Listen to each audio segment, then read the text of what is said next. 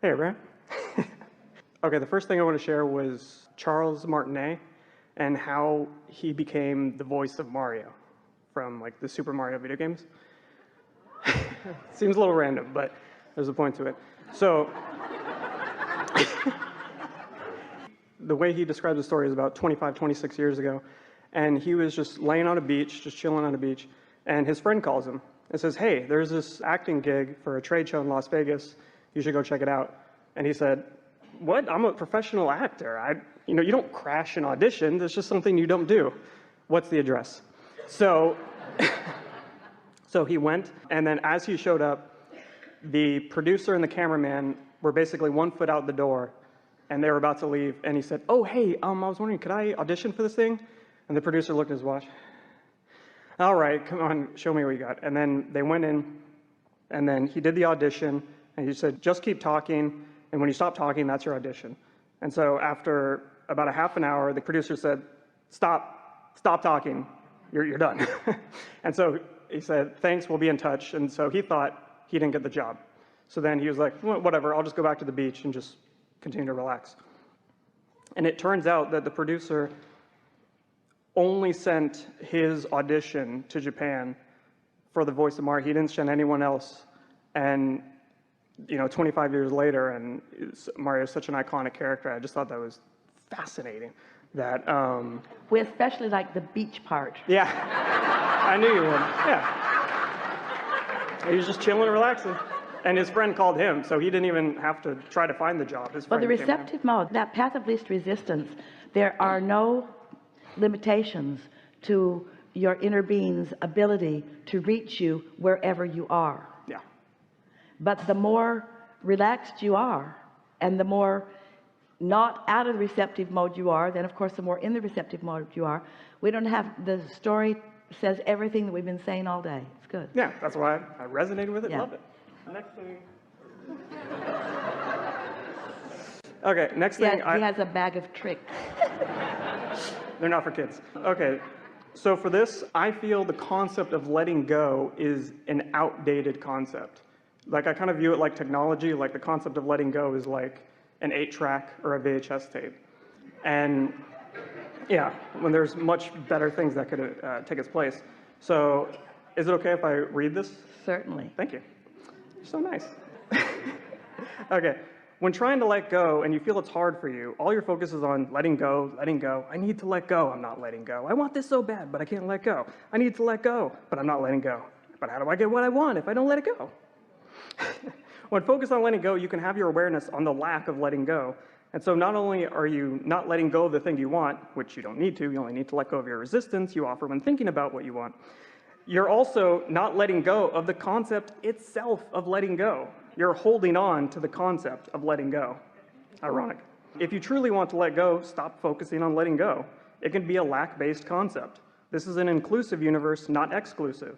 So instead of focusing on letting go, begin focusing on what you want to let in. Yeah. Again. Brilliant. Thank you. The reason letting go can feel like you're focused on the lack of what you want is because when you let go of something, you're at a loss. It doesn't feel like you get something good feeling in return. Did we offer the words let go today? What? Did we? We may have already moved on. Okay, sorry. Sorry. Can I at least read this one line? Yes, give it to us. Okay, this one line. Okay. So here's the thing. You aren't focused on letting go or losing something. You're focused on letting in and gaining something. And that shift in perspective makes all the difference. That's right. And that's the reason that we began talking about getting into the vortex.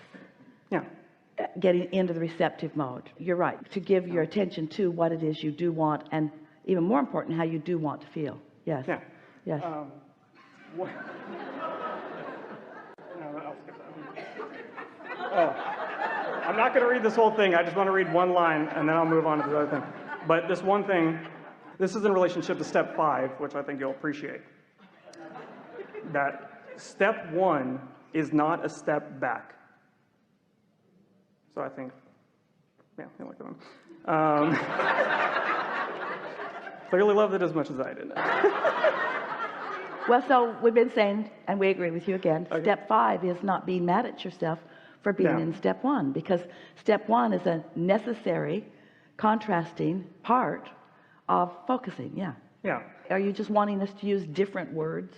No, just different ways of explaining the same thing. Okay. Yeah. You know, which is like love to- using different words. Yes. Exactly. Okay, and so for the last thing, I wanted to talk about step 6 in the introduction. Hopefully you figured out what it is, 'cause we yes. don't have a clue. Yes. Well, in order to talk about step 6, you have to So talk about step 1 5. is Yeah. asking, because knowing what you don't want, knowing what you do want causes you to ask. Step 2 is not your work, source answers. That's what the vortex is. That's all that coming together. That's that building of all that momentum in the vortex. Step 3 is being in the receptive mode so that you can allow what you're asking for to come into your awareness. Step 4 is mastery. Become master of step 3. It's what you were talking about. That's where in the category of not trying to let go of it, but instead allowing it. That's what that mastery is about. Getting a sense of what the feeling of being in the receptive mode is. So that's step 4. Step 5 is being aware that while you are most often in the receptive mode because you have mastered it, that because of your powerful desire that you were born with, that you will never give up, this powerful desire to continue to move forward, to continue to have more things to ask for, to continue to give birth to more desires, then step 1 is a necessary and important part of the equation. So step 5 is understanding that step 1 is going to come up over and over again. But once you've mastered being in the receiving mode, then step 1 is something that you don't dread or fear or try to let go of. Instead, it's something that you embrace because you understand that that's where all the juice is. Yes? Yeah. So step 6 is? Well, I feel that step 5 is basically embrace contrast and that you're okay with it. I would say that step 6 is embrace desire. And the difference would be when you embrace contrast, you're accepting and appreciating what is and what has been. Can you accept it and embrace it at the same time, or are those two different words? I'd say there's a vibrational difference between them. Yeah. So choose one. When you embracing what is and what has been, and when you embrace desire, you're appreciating the anticipation of what you want and what is unfolding. You're focusing the energy forward towards asking and allowing and expecting what you want. You don't hold back wanting for fear it might not happen. You're in the place of knowing it will happen, so you state your desires, ask away, and have master the receptive mode to where you know you will receive what you are wanting. It is such a wonderful thing to be consistently in that receptive mode, because once you're in that receptive mode, what happens is you're getting all these impulses and inspirations that you're consciously aware of what your vibrational stance was that accomplished them. And then that's that true mastery. And then you're not afraid of the world anymore. Then you're not afraid to ask. Then you don't think that there is any risk. Sometimes we would say to people, or they would say to us, Abraham, I think I've got this down and I've been practicing it and I'm doing really good and my life is working really well for me. But those people at work are so negative. And what they're saying is, and I'm worried that I will, as you said, maybe take a step back, that I won't be able to hold my connection if I live in the real world. So step 5 is understanding that the real world is okay, that the contrast is always serving you. It's sort of like where you started in the beginning, because you may have heard us say this. It might be on your paper. Probably is. That you don't have to know anything about the law of attraction. You don't have to know anything about the laws of the universe. You could just be in this world being exposed to contrast, and you would naturally be giving birth to desires. Everyone is doing it. You cannot stop doing that. So you don't even have to know about step 1 in order to be fulfilling it fantastically. Step 2 has never been your job. That's source and the vortex and law of attraction. That's where your desires get all shored up. Things like them are drawn to them. They become big. They include everything that you've ever wanted. They become bigger than you could even consciously acknowledge. And then step 3 is, because you are on the beach, because you are chilled out, because you have let go, because you're not worrying about this or that or this or that, because you are in the receptive mode, and often accidentally, because you didn't do it on purpose. You just followed your natural instinct to want to feel good, and it feels good to feel good, and it feels good to go to the beach, and it feels good to be in the sand, and it feels good. So you don't have to know any of that either. Step 1, step 2, step 3 all happened without you even knowing about it. But now where the mastery comes in is where you are starting to put 2 and 2 together. You're starting to notice the relationship between how you felt and what is turning out. You're starting to notice that there is a vibrational thing that's going on that you can feel even before manifestation. Mastery of creation means you got to know what's going on before there's a manifestation that tells the tale of what's going on. So the true mastery is understanding what your emotions mean. Understanding that the better you feel, the more in the receptive mode you are, and the more broader view that you have. And then step 5 is relaxing into the absolute understanding that it is right for you to have been born into a world of contrast.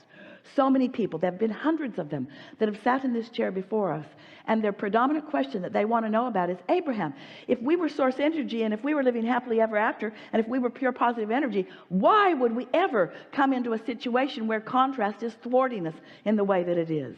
And that's the part that step 5 really answers. You got to fall in love with step 1. You got to love yourself so much. You've got to feel your worthiness regardless of what's going on. You've got to not be so quick to judge yourself unworthy because of this consequence or this thing that is unfolding right now. That mastery of understanding. And of course, none of it can be mastered until you understand that there are 2 perspectives that are playing against one another. You got to understand that there's a vibrational you that is offering a powerful signal that law of attraction has been responding to for a very long time. And understanding the power of that vortex then puts you in the position of not ever having to fear where you are, because the power of the vortex will always call you. It will always prevail. You will always fulfill your life's purpose. Even if you come into this body and live in misery and croak, once you reemerge into non-physical, you will understand you lived your life's purpose. Because you experienced and you ask, and now you are receiving. We just want you to be in the receiving mode. We want you to experience the conscious awareness of what's unfolding while you're still here in this physical body. Really good. Oh, I noticed for the Alaskan cruise, that especially Esther is very fond of, that if you take the word Alaskan and you break it up, it's all ask, N-A-N. So if you add a D, it could be all ask and it is given. So it could be the all ask and it is given cruise.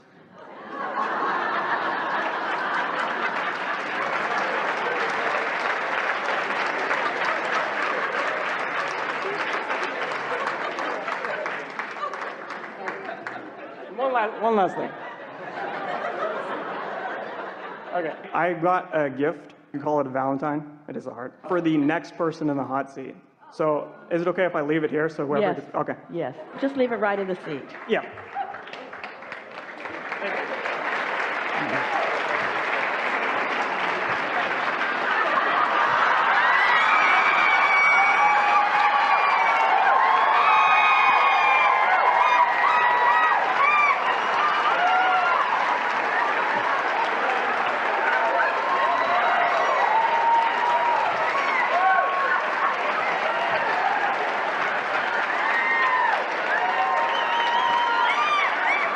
Now what?